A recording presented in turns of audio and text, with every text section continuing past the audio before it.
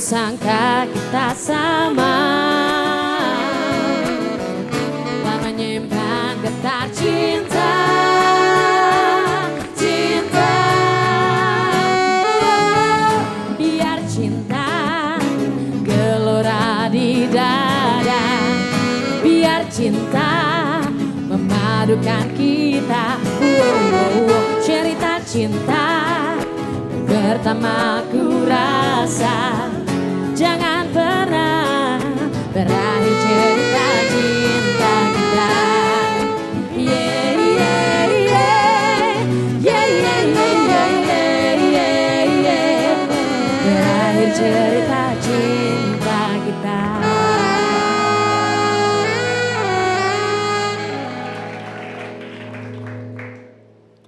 Selamat malam para pemirsa, ketemu lagi di Hotman Paris Show. Topik malam ini adalah kerja keras tidak pernah mengkhianati hasil.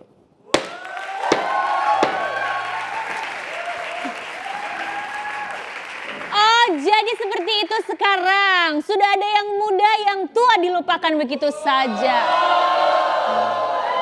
Ternyata gini ya rasanya jadi bini tua itu kayak gini loh rasanya. Gak usah deket-deket aku. Gak usah. Makanya sekarang wanginya makin semerbak. Oh, pakai pegang-pegangan tangan. Oke. Makin keren, makin bersih. Gak ada debu, pasti ada yang bersihin tiap hari sekarang. Ya kan? Oh, iya dong. Kemarin saya ditemanin ke perawatan. Oh, ditemenin perawatan. Waktu sama kamu dulu ngajaknya shopping melulu, nguras melulu. Oh, kalau kamu sama dia ditemenin perawatan. Iya, dia ngurus, gitu. dia ngurus benar dia. Oh, oke. Perawatan doang, masa perawatan doang? Ya nanti pelan-pelan, kita mau ke Amerika ntar lagi. Oh my God. Oke. Jangan-jangan gara-gara itu sekarang Pak Bos itu dandanannya tuh makin oke, makin keren. Sepatu termahal, semuanya oke banget. Makin kinclong kan? Belanja terus akhirnya ya kan? Oh my God. Gak apa-apa, kalau orang kaya belanja terus gak apa-apa. Kalau gak punya duit gak boleh belanja terus, bener gak Pak Bos? Yang penting hasil dari kerja keras saya. Makanya topik hari ini mau saya ambil kerja keras. Betul. Orang yang suka kerja keras tidak ada waktu nyinyir-nyinyir. Benar. Yang sering nyinyir-nyinyir di Instagram itu adalah cowok-cowok yang cicilan kijangnya belum lunas. Ya, akhirnya paling-paling bawa pacarnya ke Kentucky Fried Chicken. Oh my God. Kalau kita yang sibuk begini nggak sempat. Jadi udah bawanya ke Kentucky Fried Chicken, bayarnya promo lagi Pak promo Bos. lagi.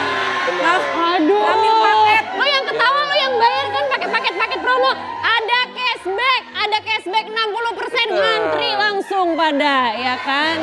Aku. Jadi daripada nyinyir-nyinyir, ngotor-ngotorin Instagram gue, mendingan kerja keras. Zaman sekarang kan banyak orang yang mau sukses tapi instan. Mana ada sukses instan? Pak Bos kan juga sukses seperti ini banyak Mana yang pernah dilalui. kepikir waktu saya nyampe naik kapal laut ke Tanjung Priok. Benar. Mana pernah gue kepikir akan begini indahnya hidup ini. Coba. Postingan saya tahun 82 waktu saya di Bank Indonesia. Kurus kering, semua orang bilang mirip Dono. Kasino. Ya kan, lihat itu di postingan saya. Tapi sekarang. Wow.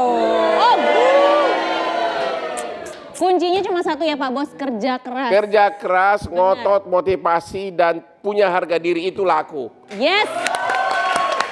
Oke, kita undang dulu. Betul. Kalau gitu sama dengan bintang tamu kita yang satu ini yang bakal kita undang. Dia sudah mencoba berbagai jenis bisnis sampai akhirnya dia sukses sampai sekarang. Langsung saja kita undang, ini dia Livian Ruselia.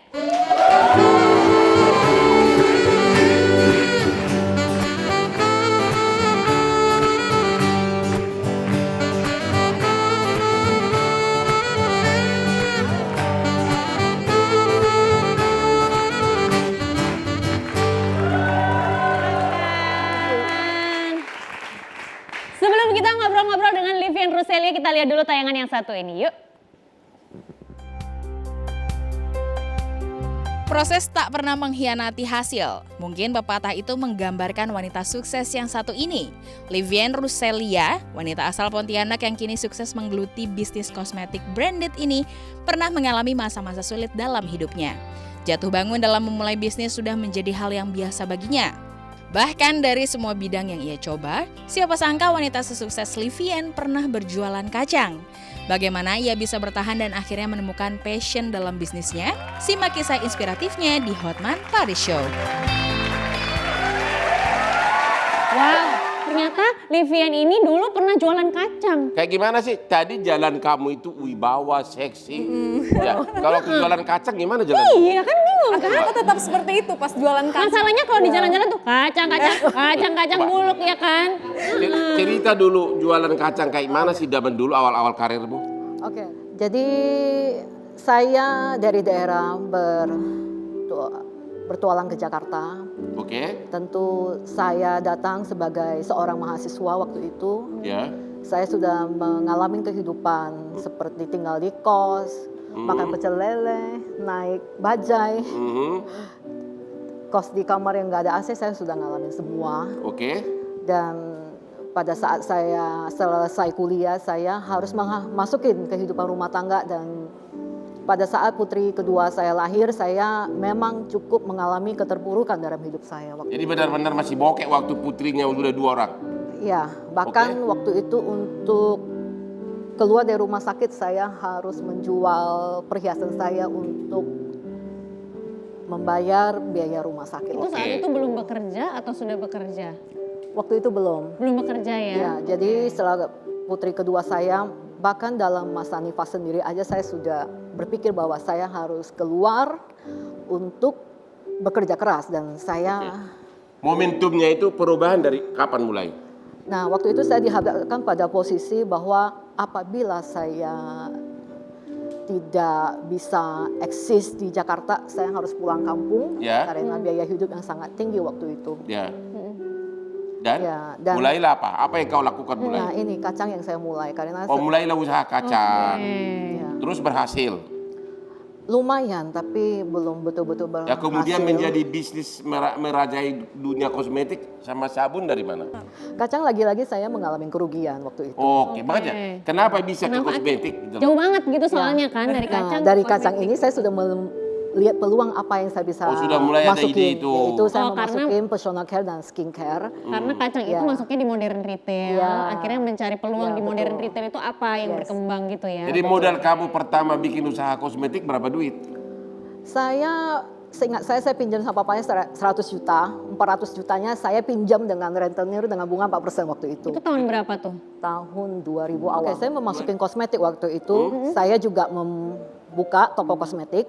Toko kosmetik gagal, kemudian saya buka lagi grosir kosmetik, gagal lagi. Akhirnya saya buka industri kosmetik, starting dari home industry, itu yang membawa kemajuan dari bisnis saya. Jadi semula hanya menjual, berubah menjadi memproduksi. Iya, betul. Oke. Berarti jatuh bangun berkali-kali, akhirnya sesudah kau produksi lah berhasil gitu. Iya, betul. Total hartamu sekarang berapa? Lu lebih kaya nggak dari aku? Kalau ngomongin berapa total hartamu sekarang? Gerah, ya. Total aset berapa sekarang? Kira-kira? Secara pembukuan? Nggak ada orang pajak nonton di sini. Nggak ada orang pajak. Kalau nanti orang pajak datang bilang aja gue bohong kok bilang. Berapa total? Ini yang tadi malam saya agak deg-degan susah tidur. Diundang ke sini oleh seorang lawyer yang sangat fenomenal dengan pertanyaan harta ada berapa. Kalau aku jelas-jelas aku bisa ngomong, aku ruko ratusan, memang udah masuk SPT soalnya udah aman. Kamu berapa? Coba total berapa? Secara pabrik semua kalau di total berapa miliar semua? Nilainya 1 triliun, 2 triliun?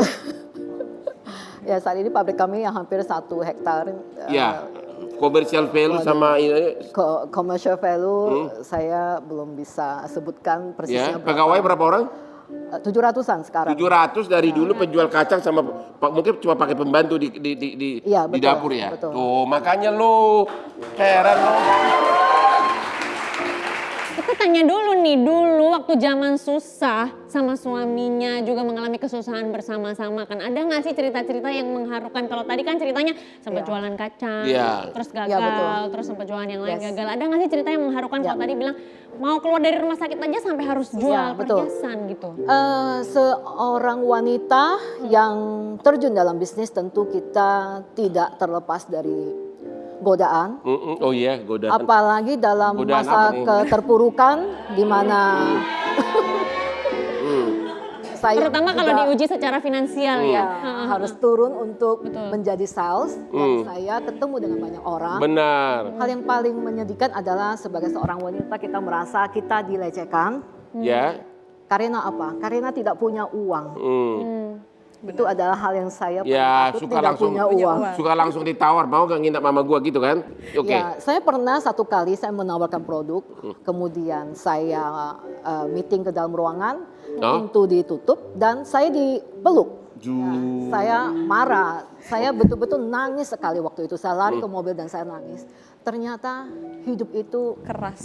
ya betul, saya Benar. keras.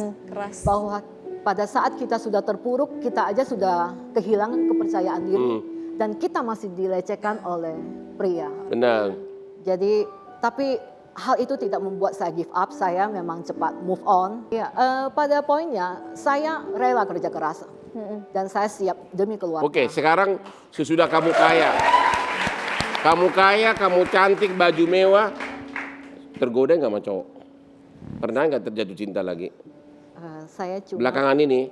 pernah jatuh cinta pada seorang pria yaitu suami tercinta. Berarti setia dong kalau Lisa setia. Kirain dibuka pintu untuk Hotman. Gitu. Gitu ya. Jangan kemana-mana karena setelah yang satu ini kita masih punya bintang tamu satu lagi, seorang pebisnis juga yang juga nggak kalah akan menginspirasi kita semua di sini, tetap di Hotman Paris Show. Jangan kemana-mana, tetap di Hotman Paris Show.